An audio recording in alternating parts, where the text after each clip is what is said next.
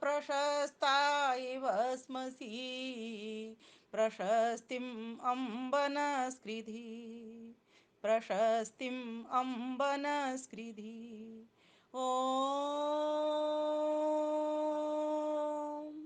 अर्चत प्रार्चता नर प्रियमेधासो अर्चत अर्चन्तु पुत्रकाउत पुरमिदधृष्णु अर्चत पुरमिदधृष्णु अर्चत ॐ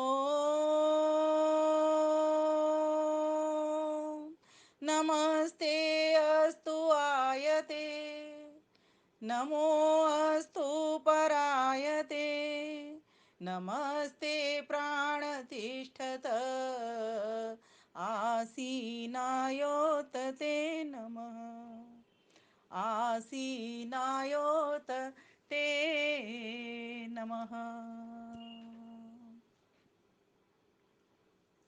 ज्ञानदीप कार्यक्रम में चल रहा बहुत ही दिव्य और भव्य कार्यक्रम, मनोहर गीतों की प्रस्तुति, और जिनकी अध्यक्षता में चल रहा है ऐसी हमारी कालका जी आर्य समाज की प्रधाना जो इस कार्यक्रम की अध्यक्षता कर रही हैं, आदरणीय प्रेम नरोला जी, एवं जिन्होंने ईश्वर स्तुति प्रार्थना उपासना के मंत्रों से आप सभी को ईश्वर की ओर बढ़ाया, ऐसी माता सुलोचना आर्या जी, और जिन्होंने गायत्री जाप के माध्यम से आपको उस ईश्वर तक पहुंचाने का प्रयास किया, ऐसी आदरणीय जो इष्टप कैलाश की प्रधाना हैं सरला वर्मा जी, जिनके यहाँ पर 9 दिन तक कार्यक्रम चल रहे हैं। आप सभी को एक एक दिन अगर ज़्यादा नहीं जा सकते तो हम सभी को अपनी उपस्थिति दर्ज करना चाहिए।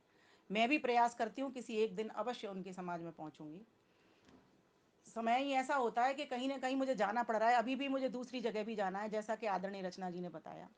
और जिनके कुशल मंच संचालन में आप सभी एक दूसरे का दर्शन कर पा रहे हैं, मैं आप सभी का दर्शन कर पा रही हूँ, ऐसी हमारी बहुत ही विदुषी और आदरणीय कुशल मंच संचालन में भी, बोलने में भी, और इतना आपको प्रेरणा भी कर रही हैं स्वाध्याय के माध्यम से दर्शनों आदि को पढ़ करके, ऐसी आदरणीय रचना आहूजा जी, एवं जितने भी लोग यहाँ पर जुड़े हुए हैं, चाहे किसी भी संगठन से हैं, जिस भी संस्था से हैं, या फिर देश से विदेश से प्रदेश से जहाँ से भी जुड़े हुए हैं, वे सभी भाई बहन, तथा आज जिनके जन्मदिन भी मनाए जा रहे हैं, ऐसा सविता टंडन बहन हमारी जिनके बेटे का भी जन्मदिन है, और ऐसी हमारी माता कृष्णा भाटिया जी, आदरणीय श्री हरेश भाटिया जी, जिनकी आज 50वीं वैवाहिक वर्षगांठ है, उनको भी मैं अपना हार्दिक नमन बंदन अभिनंदन तो करती ही हूँ।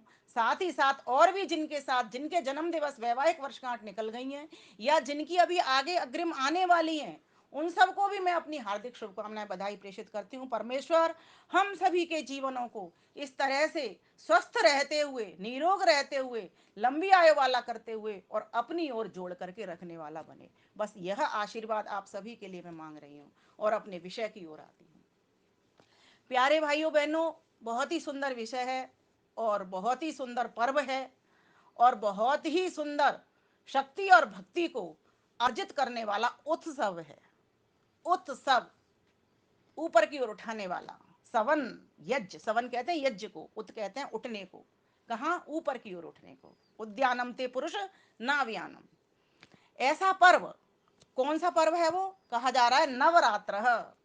अगर इसको हम तोड़ेंगे शब्द को तो क्या बनेगा? नवानाम रात्राणाम समाहारः इति नवरात्रः। नवीन रात्रियों का जो समूह होता है उसको हम नवरात्र कहते हैं। क्यों मनाते हैं इसको?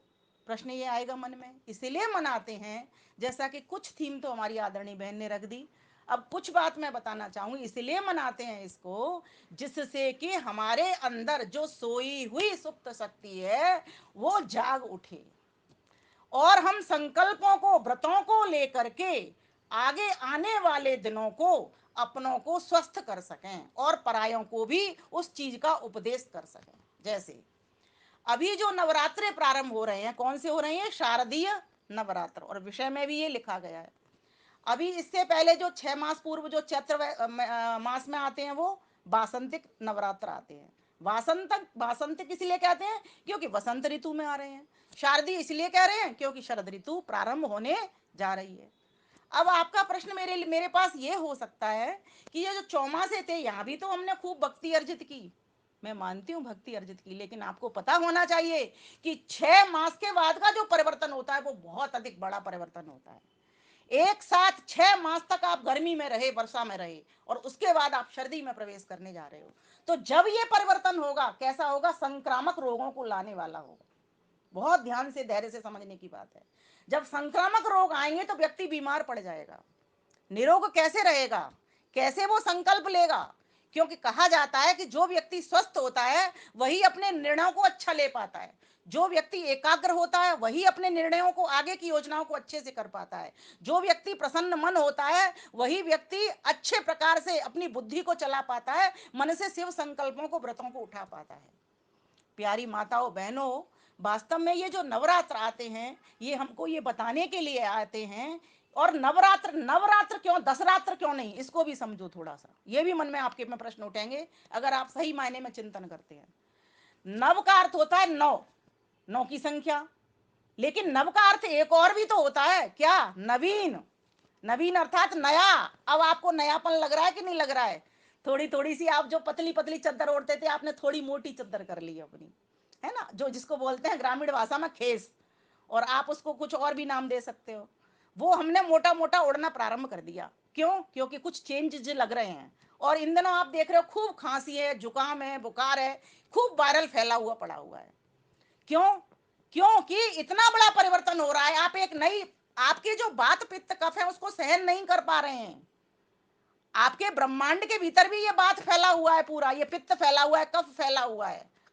और यही बात पित्त कफ हमारी पिंड के भीतर भी फैला हुआ है। हम सहन नहीं कर पा रहे हैं इसको। क्यों?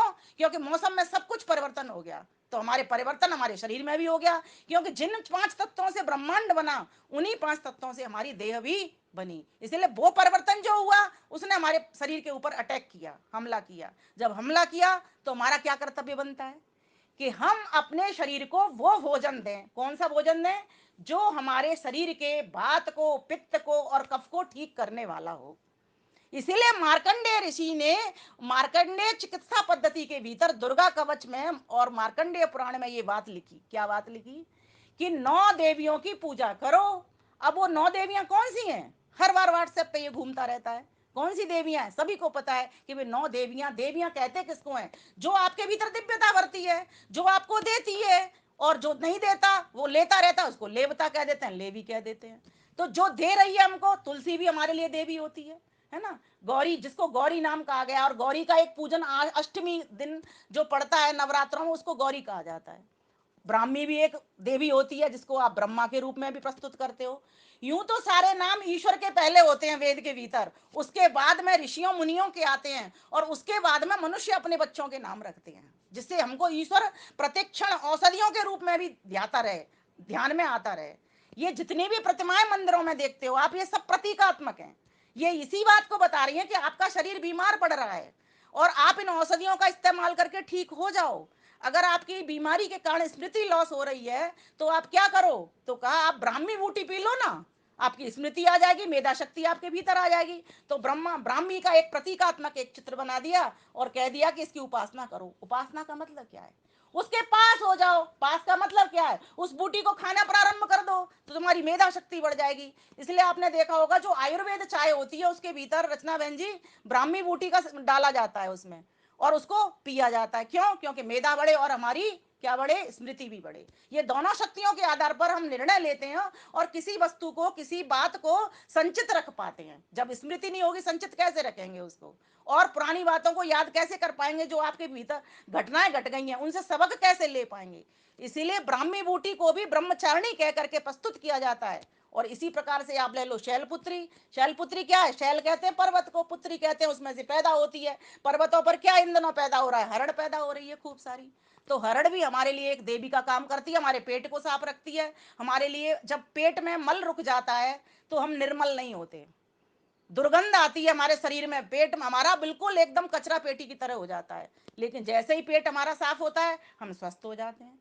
हम किसी भी त्याग से इतनी प्रसन्नता नहीं पाते, लेकिन शरीर के मल त्याग से हम बहुत प्रसन्नता पाते हैं। जैसे ही हमारा मल साफ हो जाता है हम एकदम स्फूर्ति पाते हैं, अपने शरीर को स्वस्थ और तरोताजा समझते हैं।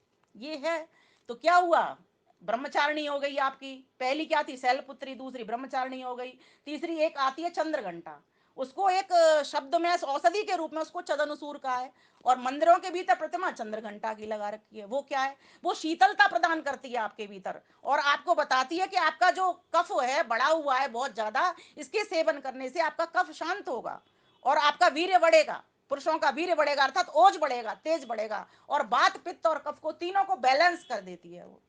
इसी प्रकार से आप कूसमांडा ले लो। कूसमांडा भी एक देवी की तरह प्रेजेंट होती है। वो क्या है, उसको पेठा कहते हैं हम। सफेद पेठा जो आता है, एक हरा पेठा आता है रोज सब्जी बनती है, एक सफेद पेठा आता है उसकी रोज सब्जी नहीं बनती, लेकिन हमारे आगरा में तो उसका पेठा बहुत बढ़िया बनता है। अंगूरी पेठा और पंची पेठा के नाम से रचना जी को तो पता है, ये आगरा रही है, यूनिवर्सिटी में पढ़ी हुई है, इनको सब पता है। और जो लोग आगरा जाते हैं उनको भी पता है आगरा का पेठा बहुत प्रसिद्ध है।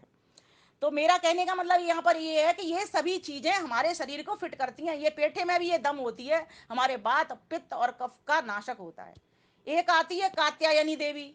अब वो कात्यायनी देवी भी एक चित्र बना देते हैं। वो क्या है, वो कहते हैं गला, जो गले के रोग हो जाते हैं ना, क्या कहते हैं उसको, गलघोंटू, कंठ के जो रोग होता है उनको दूर कर देती है। और वैसे उसको शब्द जब बोलते हैं तो कहते हैं मोइया, छोटी छोटी सी घास जैसी होती है, धनिया पत्ती जैसी होती है। एक बार हमने इसका परीक्षण भी किया है जा करके कि ये कहाँ मिलती है, तो ये भी रेतीले पर्वतीय इलाकों में खड़ी होती है। जो आयुर्वेद के वैद्य होते हैं ना, वो इन सभी औषधियों को जानते हैं और उनसे लाभ लेते हैं और लोगों को बताते हैं। मार्कंडेय ऋषि ने भी यही काम किया, स्वयं लाभ लिया और हमारे समक्ष प्रस्तुत किया। लेकिन धीरे धीरे कालांतर में लोग उस सिर्फ वहां तक सेवन तक रह जाते हैं, सिर्फ मूर्ति पूजा तक रह जाते हैं।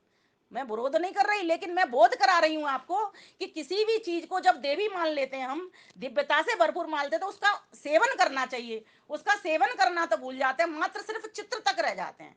चित्र से जब तक हम चरित्र की ओर नहीं बढ़ेंगे, चित्र से जब तक उसको सेवन करने वाले नहीं बढ़ेंगे, तब तक हमको उतना लाभ नहीं मिलेगा जितना लाभ हमको किसी चीज का सेवन करने से मिलता है। जैसे कि किसी शब्द को उच्चारण करते हैं उसको उतना लाभ नहीं मिलता, लेकिन जब उसको हम आत्मसात करते हैं, उससे अपना जीवन भरते हैं, तत्व ज्ञान करते हैं, तो हमारा जीवन कैसा हो जाता है, एकदम अच्छा हो जाता है, ईश्वर की ओर बढ़ने वाला हो जाता है। ऐसी एक आती है कालरात्रि, उसको नागदौन के नाम से जाना जाता है। वो क्या करती है, जो कोई लोग पागल हो जाते हैं, उन्मादी हो जाते हैं, जिनकी बुद्धि काम नहीं कर रही होती, उनकी बुद्धि को ठीक करने वाली होती है। उस औषधि का भी हमको सेवन करना पड़ा चाहिए। ऐसी एक आती है देवी, महागौरी बनाते हैं अष्टमी के दिन, वो मैंने आपको पहले ही बता दी थी, तुलसी होती है वो। अब तुलसी तो वास्तव में ही देवी है, उसमें से ओजोन उसमें से निकलता है, ऑक्सीजन उसमें से निकलता है। इसीलिए परिक्रमा करने का विधान है कि जब तुम तुलसी के चारों ओर घूमोगे तो तुम्हें ऑक्सीजन प्राप्त होगी। इसी प्रकार से पीपल के पेड़ पर भी मौली बंधन का विधान है कि जब तुम पीपल के पेड़ को कटने नहीं दोगे तो प्रभुत मात्रा में तुम्हें ऑक्सीजन मिलेगी। सत्यवती सत्यवान की जो कौन थी वो, सावित्री। सावित्री ने अपने पति को यमराज अर्थात मृत्यु से कैसे बचाया, उसकी सेवा की। कहाँ की, पीपल के पेड़ के नीचे। क्योंकि क्योंकि पीपल के पेड़ में बहुत ज्यादा ऑक्सीजन होती है, वेंटिलेटर का काम करता है। ऐसे गौशाला के बारे में बताया जाता है, गौ माता की जब वो रमाती है, इतनी ऑक्सीजन प्रवाहित होती है वहां से, क्योंकि सूर्य केतु नाड़ी होती है, तो उसके दूध भी उसका फायदेमंद होता है सूर्य केतु नाड़ी से। और उसकी जो रमाने से जो आवाज निकलती है, कहते हैं बहुत सारी उसकी श्वासों से ऑक्सीजन प्रवाहित हो जाती है। कहते हैं उसके मलमूत्र से भी ऑक्सीजन का पता चलता है हमको। बताओ कितनी बड़ी बात है ये। कहते हैं वहां भी वेंटिलेटर का काम, जो गोबर में से गंध आती है उसकी गौशाला में से, वो भी हमें ऑक्सीजन प्रवाहित करती है। तो कुछ ऐसे वैज्ञानिक पक्ष हैं इसके, उनसे हमको हमारा धार्मिक पक्ष जोड़ दिया गया है। अब लोगों के पास सिर्फ उतना ही उतना पक्ष रह गया है, या तो सामाजिक पक्ष का वर्णन करेंगे या सिर्फ उसको धार्मिक पक्ष, जबकि मेरे हिसाब से वो धार्मिक पक्ष भी नहीं है। धार्मिक पक्ष का अर्थ होता है धर्म को धारण करना, जो तुमको धारण किया जाए उस चीज को धारण करना। तो कहने का मतलब यहाँ पर ये है कि सिद्धदात्री एक नवमी देवी होती है, उसको कहते हैं शतावरी। जिनके बच्चे नहीं होते, ऐसी बंध्या स्त्रियों को भी शतावरी पिलाते हैं। जिनके शुक्राणु कम हो गए हैं उनको भी ऐसे पुरुषों को भी पिलाते हैं, जिससे उनका वीर्य बढ़े और शुक्र कीट बढ़े वीर्य के भीतर। तो इस प्रकार से ये बुद्धिवर्धक, बलवर्धक, वीर्यवर्धक, शरीर को स्वस्थ करने वाली औषधियां हैं। इन औषधियों का हम सेवन करने वाले बने, इस सही ज्ञान को भी लेने वाले बने, शरीर को फिट करें। अब ये तो रही शरीर की बात। अब मैं आगे बढ़ती हूँ मन की बात, कि नवरात्रि आए क्यों हैं। ये नवरात्रि आए हैं संकल्प लेने के लिए। और 9 का अंक चूंकि पूर्ण अंक होता है, जो 10 की बात अगर मुझे प्रश्न करोगे तो 9 का अंक क्यों, नवरात्रि क्यों, नवीन के साथ साथ 9 का अंक पूर्ण होता है। कैसे पूर्ण होता है, क्योंकि नव के बाद जो 10 की संख्या बनती है उसमें 1 और 0 होता है। और वो 1 और 0 तो आपने पहले भी पढ़ लिया, 0 1 2 3 4 5। अब ये 2 भागों में विभक्त है, लेकिन 9 की संख्या पूर्ण है, सबसे बड़ी संख्या है। 9 के ऊपर 10 संख्या बड़ी नहीं है, ज्यादा तो है लेकिन बड़ी नहीं है। किसी का फोन आ रहा है लगता है, हाँ गया। तो 9 की संख्या, अब 9 की कैसे मानेंगे इसको, आप 9 का पहाड़ा पढ़ डालिए ना, आपको पता लग जाएगा पूर्ण है कि नहीं है। 9 एकम 9, 9 दूनी 18, 1 और 8 9, 9 ती 27, 2 और 7 9, 9 चौक 36, 3 और 6 9, 9 पंजे 45, 4 5 9, 9 छिक 54, 5 4 9। इनको आप 9 तक, 9 धाम 90, 9 0 9, आप अंत तक लेते चले जाइए, 9 की 9 पूर्ण ही रहती है ये। तो पूर्ण पिता परमेश्वर, उसी के तो ये दिन है। उसी ने हमको कहा है कि जब ये परिवर्तन हो रहा है, इस परिवर्तन में क्या करो तुम इस परिवर्तन से बचने के लिए पहले तो यज्ञ करो, जिससे तुम्हारी शारीरिक फिटनेस हो। उसमें मंत्रों का उच्चारण करो, जिससे तुम्हारी मानसिक फिटनेस हो, मानसिक आप बलवत्ता आपकी बढ़े। और उसके बाद में तुम आत्मिक चिंतन भी करो, अपनी आत्मा का बल भी बढ़ाओ, तब जाकर के अब आपके नवरात्रे सफल होंगे। अभी हम अधूरा काम करने हैं, सिर्फ एक व्रत लेते हैं कि मैं आज भोजन नहीं करूंगा, ठीक बात है, मानती हूँ भोजन नहीं करेंगे, थोड़ा निराहार भी सप्ताह में एक बार रहना चाहिए व्यक्ति को, कम खाना चाहिए। कम खाने से 2 लाभ होते हैं, एक तो हमारा शरीर ठीक रहता है अपना, उसकी सफाई होती रहती है नालियों की, और दूसरा किसी और व्यक्ति के मुख का निवाला भी वो भोजन बन जाता है, इससे ये 2 लाभ होते हैं। तो किसी दूसरे के भी हम काम आ रहे होते हैं और अपने भी काम आ रहे होते हैं। इसीलिए भी हमको एक दिन, अगर अगर हम 7 दिन में एक दिन अपना भोजन छोड़ते हैं, या 9 दिन तक भोजन छोड़ते हैं, तो भी 9 दिन का लाभ दूसरे व्यक्ति को दे रहे हैं। ये भी एक व्रत है, ऐसा नहीं है जो लोग मना करते हैं ना कि ये व्रत नहीं है, ये भी व्रत है कि मैं कम भोजन खाऊंगा अपने, लेकिन शरीर का व्रत है। एक व्रत ऐसा होता है जैसे भीष्म पिता मैंने ले लिया कि मैं आजीवन ब्रह्मचारी रहूंगा। एक व्रत ये होता है भगवान राम ने लिया कि मैं सारे संसार से सभी राक्षसों को विहीन कर दूंगा। उन्होंने हाथ उठा करके, भुजा उठा करके ये प्रण किया। एक व्रत ये भी होता है। व्रत का तो अर्थ ही होता है किसी भी चीज का व्रत लेना, चाहे तुम अपने लिए व्रत ले रहे हो, व्रत अर्थात संकल्प, या तुम अपने शरीर के लिए ले रहे हो, या मन के लिए ले रहे हो, या आत्मा की बढ़ती के लिए ले रहे हो, या फिर अपने परिवार के लिए ले रहे हो, या अपने समाज के लिए ले रहे हो, अपने राष्ट्र के लिए, या विश्व के लिए। महर्षि दयानंद ने व्रत लिया, क्या व्रत लिया, पूरे संसार को मैं आर्य बनाऊंगा, सारे संसार से अविद्या को मिटाऊंगा, विद्या को लाऊंगा, सत्य को खोजूंगा। इसलिए उन्होंने 10 नियम डाले अपने उसमें सिद्धांत में। तो कहने का मतलब यहाँ पर यह कि व्रत को हम सही समझे। जो लोग तुमको ये कहते हैं कि ये कोई व्रत नहीं होता भूखे मरना, ये बिल्कुल गलत बात है। भूखा रहना भी व्यक्ति को चाहिए, और लेकिन उतना खाना चाहिए जिससे तुम्हारा शरीर ठीक हो।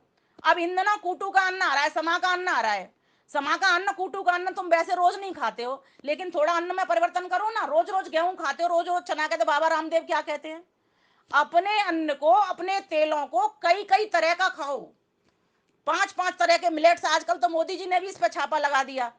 तो तरह तरह के अन्न आ रहे हैं, इनको देखो, ऋतु ऋतु के अनुकूल अन्न दिए हैं परमेश्वर ने। तो स्वयं अपने मंत्रवाणी में कह दिया, वेद में क्या कहा था, यही तो कहा है उन्होंने कि ऋतु के अनुकूल वो खाओ। अग्निमीडे पुरोहितम यज्ञ से देव मृत्युजम।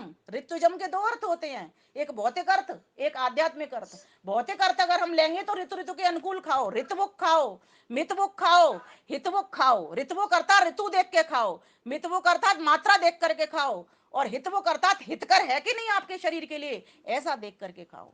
फिर अब आइए आगे बढ़ते हैं। जब ऐसा शरीर की फिटनेस करोगे, तो जब मंत्र उच्चारण आप करते हो, मंत्रों का पाठ करोगे, वेद का पाठ करोगे, तो आपकी मानसिक शक्ति बढ़ेगी।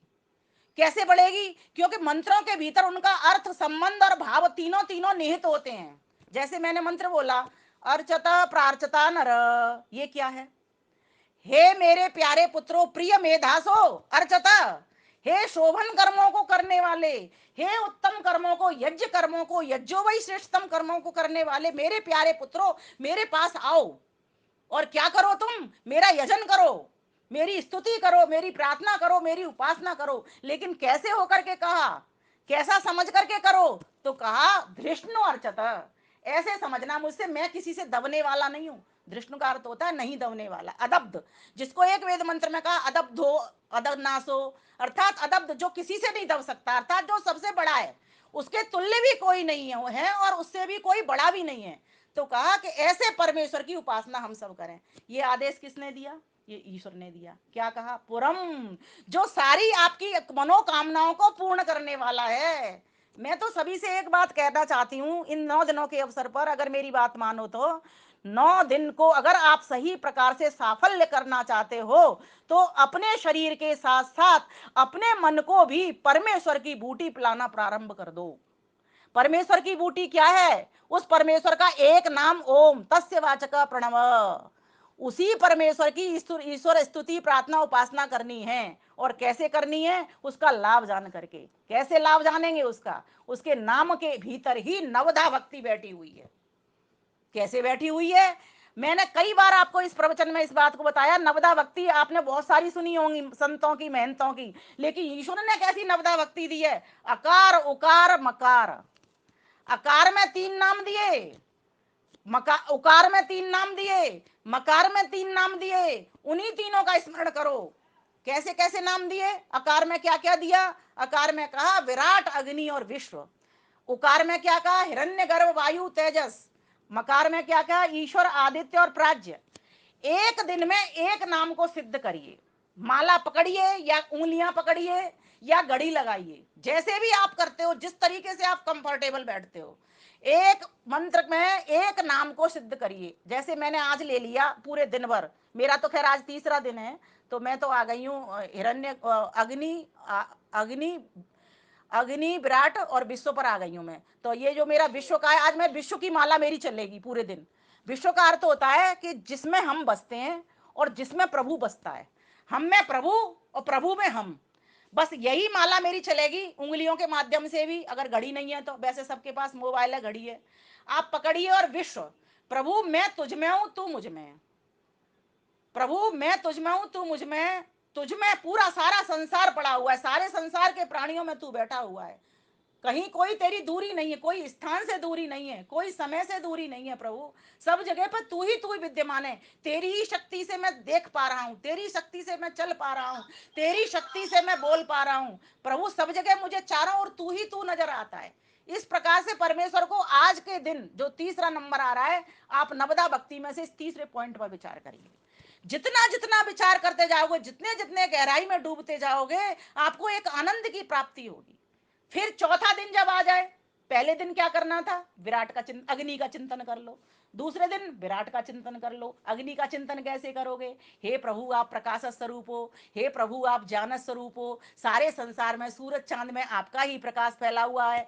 इस बात को कैसे करना है? जब आप एक मन का बोलोगे ना, ऐसे ओम ओम बोलोगे ना, ओम बोलते के साथ ही बस सिर्फ अग्नि तत्व को लाना है, बाकी के 8 तत्वों को छोड़ देना, सिर्फ अग्नि को आप आगे ले जाते हो। जैसे टॉर्च मुझे प्रकाश दिखाती है, वैसे वैसे प्रभु आप मेरे मार्गदर्शक पथ प्रदर्शक बने हुए हो। मुझे भी आप मार्ग दिखा रहे हो। बिना आपके मार्ग दिखाए मैं कुछ भी नहीं कर सकता, मैं कोई निर्णय भी नहीं ले सकता। इसलिए प्रभु हे सर्वोपरि, हे सर्वोत्कृष्ट, हे सर्वोपरि, हे अज्ञान नाशक, ज्ञान के प्रदाता, हे अग्नि परमेश्वर मेरा कल्याण करो। मुझे चारों ओर तुम ही तुम नजर आओ। मेरे भीतर ऐसा प्रकाश हो जाए, मेरे बाहर और भीतर, कि मुझे अब तेरे ही भीतर सारा कुछ पड़ा हुआ नजर आए, सभी वस्तुओं में तू ही नजर आए। इस प्रकार से अग्नि को ध्यान कर लो। मैं आपको सही बता रही हूँ, 9 दिन आपके सफल हो जाएंगे अगर आप इस तरीके से परमेश्वर से जुड़ करके काम करोगे तो। हे प्रभु, बस ऐसे जोड़ना है, जैसे हे ताऊ जी, हे चाचा जी, हे माता जी, बस ऐसे जुड़िए।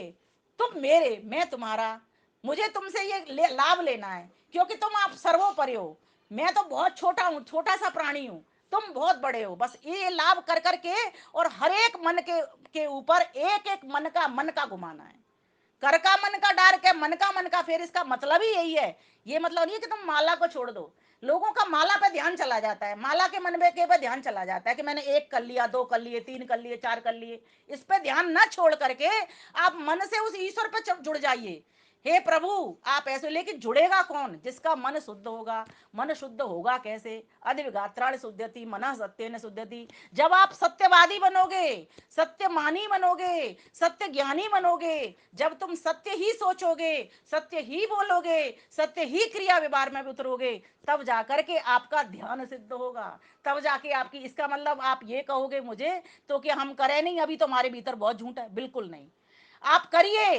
धीरे धीरे करके इधर से झूठ छूटता जाएगा, इधर से दुर्गुण छूटते जाएंगे, इधर से दुर्व्यसन छूटते जाएंगे। क्यों? क्योंकि आप अब प्रकाश को ला रहे हो, अब आप ज्ञान को ला रहे हो। जब कीचड़ बहुत ज्यादा नालियों में हो जाए तो दे पानी, दे पानी, पानी का प्रेशर दे दे करके उस कीचड़ को हटा जाता है। ठीक इसी प्रकार से जब अविद्या का घोर अंधेरा हो जाए तो पोवर का एक वेद बल्ब जला देते हैं। उसी प्रकार से अंतरात्मा में, अंतर ज्योति में उस परमेश्वर से ऐसे जुड़ जाना है। वो प्रकाश स्वरूप प्रभु, वो ज्ञान स्वरूप प्रभु मेरे आगे भी, पीछे भी, दाएं भी, बाएं भी, ऊपर भी, नीचे भी, हर ओर मुझे चारों ओर से शक्ति दे रहा है, बुद्धि दे रहा है, भक्ति दे रहा है। वो मेरा है, मैं उसका हूँ। हे प्रभु, तू मुझे ग्रहण कर, मैंने तेरा वरण कर लिया है, मैंने तुझको माला पहना दी है, अब तो तेरी ही जिम्मेवारी है कि तू मुझे माला पहना दे। इस प्रकार से जुड़ना पड़ेगा आपको बहनों। अगर इसी बात पर प्रवचन किया जाए तो बहुत लंबा जा सकता है, लेकिन मेरा विषय तो आपको बहुत सारी चीजें और देना है। इसीलिए अकार उकार मकार के ये 9 शब्द हैं, इनको आप सत्यार्थ प्रकाश खोल पढ़ोगे, वहां भी आपको मिल जाएंगे। भक्ति करने का जो तरीका है, उससे लाभ लेने का तरीका यही होगा। शरीर को फिट होने के लिए मैंने 9 सदियों की बात बता दी। मन को फिट करने के लिए मैंने मानसिक चिंतन बता दिया कि आपका जीवन सत्य से भरा हो, यम नियमों का पालन करने वाला हो, और मन के भीतर ईश्वर संबंधी विचार उठाने वाला हो, जिससे कि हम ईश्वर से जुड़ सकें। अब आगे चलते हैं।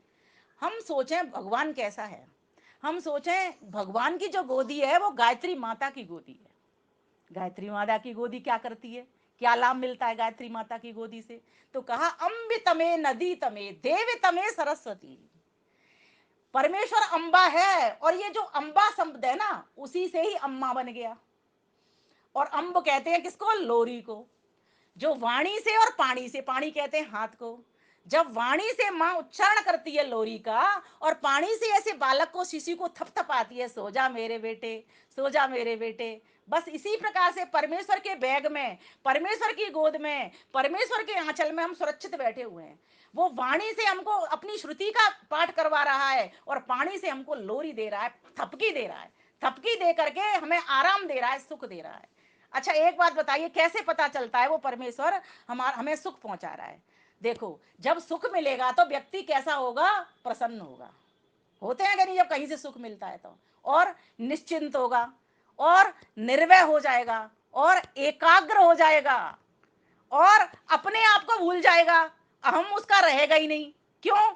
क्योंकि वो वयम में समाहित हो चुका है। तो जो गायत्री के साधक बनेगा, जो ओम परमेश्वर का साधक बनेगा, अर्थात गायत्री हमारा साधन है, जिस साधन के ऊपर चढ़ करके हमको उस साध्य परमेश्वर को प्राप्त करना है, उसके लिए हमको साधक बनना पड़ेगा। तो गायत्री के लाभ को समझे, अम्बितमे अम्बा के लाभ को समझे कि अम्बा क्या करती है। ओम अवतीत इति, अर्थात जो रक्षा करता है उसको ओम कहते हैं। और नदी तमे, जो नदी की तरह हमको पानी पिलाता है, हमारी प्यास को बुझाता है, उसको नदी तमे। जो तम तम शब्द आ रहा है ना, अम्ब तमे, नदी तमे, देव तमे, सरस्वती, ये क्या आ रहे हैं? तम तम तम, सूक्ष्म, सूक्ष्मतम और सूक्ष्मतर। ये बोल रहे हैं सूक्ष्म, सूक्ष्मतर और सूक्ष्मतम।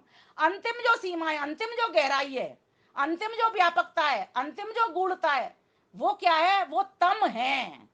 अर्थात सूक्ष्माति सूक्ष्म परमेश्वर के लिए कहा जा रहा है। नदियां तो बहुत सारी दिख रही हैं आपको, परमेश्वर ऐसी नदी नहीं है। इसकी, इस नदी की सीमा है, उस परमेश्वर रूपी नदी की कोई सीमा नहीं है। इस माता की सीमा है, आप माता की सीमा है, मुझ माता की सीमा है, लेकिन उस माता की कोई सीमा नहीं है, वो असीम है और अनंत है। इसी प्रकार से नदी तमे, देव तमे, इन देवियों की सीमा है सभी की। हम सभी अपने घरों की देवियां हैं, हम सभी का पूजन होना चाहिए। इसीलिए कन्या पूजन का भी विधान मिलता है। और हम घरों में 9वां दिन जब करते हैं, या अष्टमी करते हैं, जो भी करते हैं, सप्तमी, अष्टमी, नवमी, किसी भी दिन कोई खिलाता है अपने कंफर्टेबल तरीके से, तो उस दिन कन्याओं का, देवियों का पूजन किया जाता है। देवियों का पूजन क्यों किया जाता है? देवियों को कहा जाता है, उन लांगुर जो बच्चे आते हैं साथ में, उनको कहा जाता है ये तुम्हारी बहन है, माता बेटी ये है, ये इसके ऊपर बुरे नजर मत डालना, ये इसकी रक्षा करना भाई का कर्तव्य होता है, पुत्र का कर्तव्य होता है, एक पिता का भी कर्तव्य होता है कि अपनी बहन की, बेटी की, माँ की सुरक्षा करने का। इसीलिए दोनों को साथ साथ पूजा जाता है, उनके पैर पूजे जाते हैं। अकेली कन्या को और बहनों को यह बताया जाता है ये तुम्हारे भाई हैं, ये तुम्हारे रक्षक हैं, ये तुम्हारे, तुमको आगे ले जाने वाले, तुम्हारे बोझ को सहन करने वाले हैं। सोचो कितनी बड़ी इसमें वो वैज्ञानिकता भरी पड़ी है, लेकिन लोगों को इस बात का कोई बोध नहीं है, बस वो करे चले जा रहे हैं। और मैंने आज तक देखा है, बाहर खड़े होकर के माताएं बहनें उनको डिब्बे पकड़ाती हैं, प्रसाद पकड़ाई आती हैं, कोई श्रद्धा नहीं है। पहले मैंने जो अपने घरों में देखा था, कन्याओं को बिठाते थे, उनके पैर धोते थे, उनको चंदन लगाते थे, उनको प्रसाद देते थे और उनके साथ में कुछ गीत भी गाते थे। अरे माताओं बहनों, उनको साथ में गायत्री मंत्र गा लिया करो। हम अपने मंदिर में जब भी नवमी का ये सामान लेकर के आते हैं, तब हम यही काम करते हैं, बच्चों को बिठाते हैं दरी पट्टियों पर, 9 पट्टियां बिछाते हैं, 9 बार गायत्री का उच्चारण करवाते हैं, ओम के अर्थ को 9 अर्थों में उनको समझाते हैं, और वो बच्चे बार बार आते हैं, और अब बच्चे वो ट्रेंड हो गए हैं। मैं हर बार फोटो फेसबुक पर इसी बात का लगाती हूँ कि जिससे तुम लोगों को प्रेरणा मिल सके, और फिर उनको प्रसाद देते हैं। प्रसाद कम देते हैं क्योंकि बच्चे क्या करते हैं, थैला लाते हैं, साथ में फेंकते चले आते हैं, फेंकते चले आते हैं, वेस्ट करते रहते हैं। इसीलिए बच्चों को कोई ऐसी चीज दो। पिछली बार हमने उनको आइसक्रीम दी, खा लो बच्चों को, उन्होंने खा ली। अगर और सामान देते तो फेंक जाते। आप रूढ़ियों से मत बंधो कि चना ही देने हैं उनको, पूड़ी देने हैं, कि गोला ही देना है। मत बंधो रूढ़ियों से, जो बच्चे खा सकते हो। अच्छा, एक पुस्तक दे दो 9-9 रुपए वाली, 10-10 रुपए वाली। एक वो क्या, आप कहोगे ये पढ़ेंगे नहीं, नहीं, आपने पहले विचार बनाने पड़ेंगे। एक बार में पुस्तक नहीं देना उनको, एक बार में पहले विचार, हमने 8-10 बार से उनको इस तरह से सिखा रहे हैं, तो हमारा विचार बनना है कि अगली बार उनको पुस्तक देंगे। पढ़ लेते हैं, वो इतने छोटे भी नहीं है, थोड़े बड़े बड़े हो गए हैं, अब तो 10-12 साल तक के हो गए हैं, वो हिंदी उनको पढ़नी आ गई है। तो मेरा कहना ये है कि किसी भी चीज को करने से पहले उसका शुद्ध ज्ञान करो, बोध करो। हम पहले उठते हैं सीधा विरोध करते हैं, विरोध नहीं, पहले बोध करो, स्वयं जानो कि ये हो क्यों रहा है, और उसमें से वैज्ञानिकता निकालो। अगर नहीं निकलती तो छोड़ दो, अगर निकलती है, और हो सकता है कई बार हमारी समझ में नहीं आ रही, हो सकता है अगले वाले की समझ में आ जाए, किसी बुद्धिमान व्यक्ति की समझ में आ जाए, उससे पूछो। तो कहने का मतलब ये है कि जो जो नवरात्रे आए हैं, भक्ति प्रदान होने के लिए आए हैं, शक्ति को जुटाने के लिए आए हैं। हमारी सनातन के ऊपर कितना प्रहार हो रहा है, देखो, आप तो देख रहे हो ना। बहनों को गायत्री मंत्र नहीं पढ़ने दिया जा रहा, कि ये बहनें नहीं पढ़ सकती, माताएं नहीं पढ़ सकती। आप बोध करो ना इस चीज का, क्यों नहीं पढ़ सकते, उनको बताओ, प्रमाण दो कि देखो वेद कह रहा है सनातनम एनम आहो उत अद्य स्यात् पुनर्नव, कि हम सनातन से ही निकले हैं, और तुम भी सनातन से निकले हो, फिर भी तुम विरोध कर रहे हो। सनातन क्या है, हम वेद सनातन है, मूल वेद हमारे मूल हैं। वेदों में जो ज्ञान लिखा है, जो कर्तव्य व्यवहार लिखा है, वो सब सनातन है। वर्णाश्रम व्यवस्था सनातन है, सृष्टि के नियम सनातन है, वेद काव्य सनातन है, सारा कुछ सनातन है। हम क्यों सहन कर रहे हैं, क्योंकि हमने शक्ति नहीं जुटाई, क्योंकि हमें अपनी संस्कृति के प्रति भक्ति नहीं है, इसीलिए हम परेशान हो रहे हैं। इसीलिए माताओं बहनों, बहुत जागरूक होने की आवश्यकता है। इन नवरात्रियों के दिनों को 9 दिन तक नवदा भक्ति में उतरने की, और अपने भीतर पूर्ण शक्ति भरने की। जब तक हम ओज से नहीं भरेंगे, तेज से नहीं भरेंगे, ज्ञान विज्ञान से नहीं भरेंगे, तब तक न तो स्वयं का कल्याण करेंगे, न औरों का कल्याण कर पाएंगे। इसीलिए आइए थोड़ा सा परमात्मा के चरणों में निवेदन करते हुए परमेश्वर से हम भक्ति कर लेते हैं, और परमेश्वर की जो भक्ति नहीं करता है उसकी क्या दुर्गति होती है, इसको भी समझने का प्रयास करेंगे। इसलिए आइए परमेश्वर की भक्ति के लिए स्वरचित रचना के बाद तर्ज है, जो ब्रज भाषा में तर्ज चलती है, दो दो जोगनी के बीच अकेलो लांगुरिया। एक बार बस में ये चल रहा था ये गीत, मेरी इच्छा हुई क्यों नहीं मैं इसके ऊपर एक गीत बना दूं इस तर्ज पर। तो शायद ये जो गाने वाले हैं इतना गंदे तरीके से गीत गा रहे हैं, ये गीत ना गा पाए। तो मैंने अपना गीत गाया, लिखा, ईश्वर भक्ति के बिना तेरी डूबे नावरिया, ईश्वर भक्ति के बिना तेरी डूबे नावरिया, तेरी डूबे नावरिया, तेरी डूबे नावरिया, प्रभु की भक्ति के बिना तेरी डूबे नावरिया। अरे ईश्वर भजन बिना नहीं मिलती तन और मन की शक्ति। जब तुम ध्यान करोगे तो ध्यान से क्या होगा, आंख की पुतली सिकुड़ जाएगी, आंख की पुतली सिकुड़ जाएगी, और मन स्थिर हो जाएगा। और स्थिर मन अच्छा निर्णय वाला लेने वाला हो जाएगा, क्योंकि स्थिर मन शांत मन होता है। जब शांति होती है तभी अपना चेहरा, जैसे जल में अगर बुलबुले नहीं उठे, शांत हो जाए, तो अपना चेहरा दिखाई देने लग जाता है। इस प्रकार से जो ध्यानस्थ हो जाते हैं उनको भी स्वयं के बारे में पता लगना लग जाता है, और ईश्वर की तो फिर बात ही क्या है। फिर अपने को पता जो व्यक्ति लगा लेता है, फिर आगे की गति उसको ईश्वर को पता लगानी। इसलिए ध्यान एक खोज है, ध्यान एक खोज है, और इस ध्यान को ध्यान पूर्वक जब व्यक्ति तज्जप तदर्थ भावनम के साथ में उस ईश्वर का उच्चारण करते हुए करता है, तो वो शक्ति और भक्ति और आनंद तीनों से वो भर जाता है। और ज्ञान तो फिर उसके पास, क्योंकि बिना ज्ञान के ध्यान होता नहीं, इसीलिए ज्ञान तो पहली आवश्यकता है। फिर कहा, ईश्वर भजन नहीं बिना नहीं मिलती तन और मन की शक्ति, यदि माने तू बात ये मेरी, यदि माने तू बात ये मेरी, तो बतलाऊं ईश्वर भक्ति के बिना तेरी डूबे नावरिया। गाइए, ईश्वर भक्ति के बिना तेरी डूबे नावरिया। क्या क्या कर, घर में सबसे पहले उठकर दे बिस्तर तू छोड़। घर में सबसे 4 बजे उठना पड़ेगा। घर में सबसे पहले उठकर दे बिस्तर तू छोड़।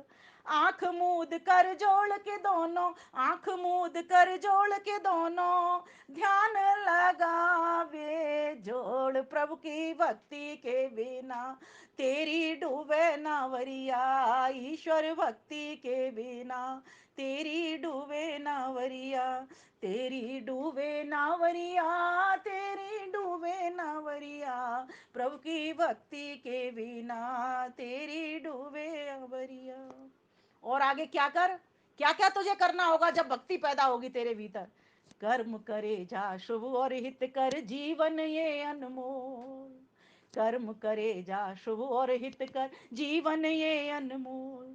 अब तो मिला है फिर न मिलेगा, अब तो मिला है फिर न मिलेगा सुंदर ये नर चोल। प्रभु की भक्ति के बिना तेरी डूबे नावरिया। प्रभु की भक्ति के बिना तेरी डूबे नावरिया।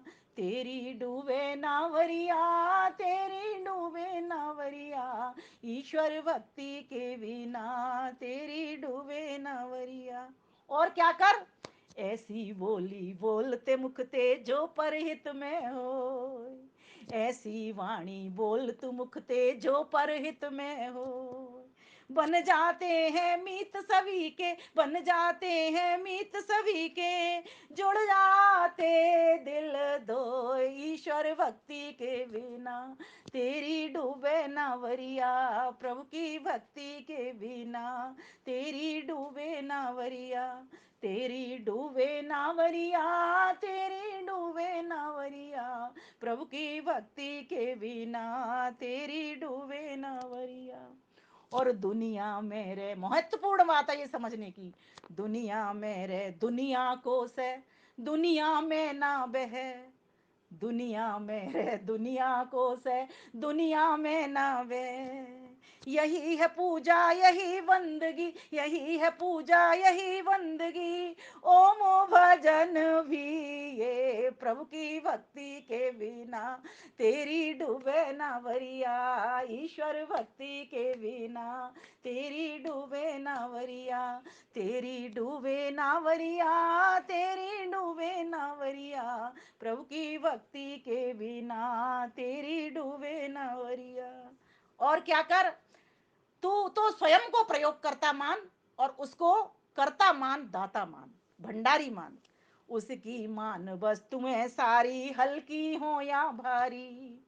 उसकी मान वस्तुएं सारी हल्की हो या भारी।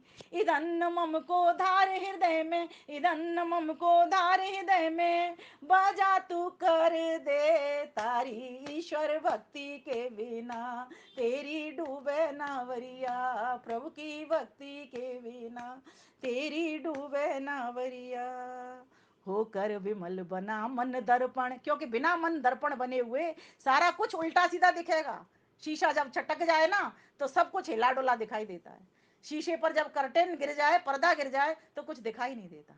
शीशे पर जब धूल जम जाए तो भी कुछ दिखाई नहीं देता। शीशे को पोंछते हैं, चटकापन को ठीक करते हैं या दूसरा शीशा लाते हैं। चित्त के भीतर भी इसी प्रकार से, हमारे भीतर भी ये जो चित्त की नदी है टूटी फूटी है। गलत गलत उल्टा सीधा कचरा डाल करके गंद भरा रखा है इसके ऊपर। एक अविद्या का पर्दा डाल रखा है, इसीलिए वो परमेश्वर हमको दिखाई नहीं देता। और परमेश्वर दिखाई इसलिए नहीं देता क्योंकि हमारे भीतर ना तो वो शक्ति है, ना वो भक्ति है, और ना वो विशुद्ध ज्ञान है। जब तक व्यक्ति को शुद्ध ज्ञान, शुद्ध कर्म और शुद्ध उपासना नहीं होगी तब तक ईश्वर प्राप्त नहीं होगा। लेकिन उससे पहले जो करणीय कर्म है और जो अकरणीय कर्म है, जो छोड़ने योग्य कर्म है, उनको पहले जीवन में लाना पड़ेगा। कहा, होकर विमल बना मन दर्पण सबसे सुंदर नुस्खा। आज अभी अपनाएगा तो आज अभी अपनाएगा तो हो जाएगा, उसका ईश्वर भक्ति के बिना तेरी डूबे नावरिया, प्रभु की भक्ति के बिना तेरी डूबे नावरिया, तेरी डूबे नावरिया, तेरी डूबे नावरिया, प्रभु की भक्ति के बिना तेरी डूबे नावरिया। जानना किसको है? ओम को। वरना किसको है? भर्ग को। धरना किसको है? सविता देव को। समझना क्या है? प्रेरणाओं को। बनना क्या है? ऋषि विश्वामित्र। सुनना क्या है? प्रत्येक उसकी प्रेरणाओं को, इशारों को। बस जो व्यक्ति इस प्रकार से उस ओम परमेश्वर को अपने जीवन में उतार लेता है, उस ओम परमेश्वर को ही दाता करता धरता संहरता समझ लेता है, जो उस ईश्वर के आगे अपने आप को बौना समझ करके सभी कामों को एक दास की भांति करते चलता है। इसीलिए तो नवदा भक्ति का विधान मिला। नवदा भक्ति क्या थी? श्रवणम कीर्तनम विष्णु स्मरणम पाद सेवनम अर्चनम वंदनम दास्य सख्यमात्म निवेदना। अर्थात अर्चन करो, श्रवण करो, कीर्तन करो, उस परमेश्वर विष्णु को चारों ओर देखो, व्यापक विष्णु को। पाद सेनम अर्थात उसकी आज्ञा को मानना प्रारंभ कर दो, उसके अनुचर बनना प्रारंभ कर दो। अर्चनम मैंने अर्थ बता दिया था आपको, अर्चत प्राचत नर का। और फिर कहा वंदन, उसका वंदन करो अर्थात वंदना गायन स्तुति करो उसकी। और दास से अपने आप को दास भाव से, जैसे सेवा भाव से सेवक समझ करके उस परमेश्वर के चरणों में नित्य प्रति बैठा करो। माना कि उसके चरण नहीं है, लेकिन एक अलंकारिक उक्ति है, ये कहने का एक तरीका होता है। अर्थात उस निराकार परमेश्वर को अपने जीवन में आत्मसात करो। इस प्रकार से जो व्यक्ति 9 दिनों तक सम्यक ज्ञान लेता हुआ, सम्यक कर्मों को करता हुआ और इन पर्वों को, उत्सवों को मनाता है, वही ठीक प्रकार से अपने जीवन यात्रा को ठीक प्रकार से चला पाता है और अपने आदर्श और प्रेरणा के द्वारा औरों को भी, अन्यों को भी आगे आगे बढ़ाते ले चलता है। आप सभी को बहुत बहुत धन्यवाद करती हूँ। आप सभी को पुनः नवरात्रि के इस पावन पर्व की हार्दिक शुभकामनाएं। हम सभी उसके ज्ञान से भरें, शक्ति से भरें, भक्ति से भरें, बोध करें और बोध करके उस बोध के द्वारा अन्यों के भी प्रेरक बन जाएं, अन्यों को भी हम प्रेरणा छोड़ने वाले बन जाएं, जिससे हमारा भी कल्याण हो और सबका भी कल्याण हो जाए। सभी वैवाहिक वर्षगांठ वालों के लिए, सभी जन्म दिवस वालों के लिए खूब खूब शुभकामनाएं, खूब खूब बधाई। एते ओम शम। धन्यवाद।